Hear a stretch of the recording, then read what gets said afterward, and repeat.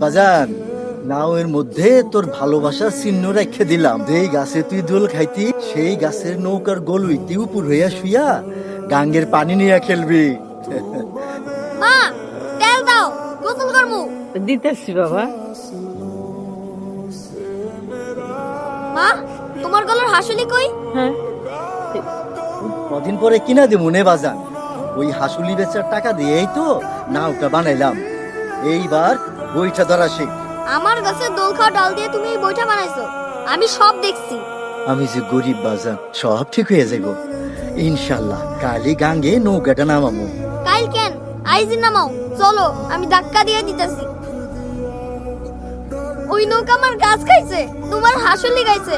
ওই নৌকা আমি জীবনেও চুয়া দেখবো না। লালু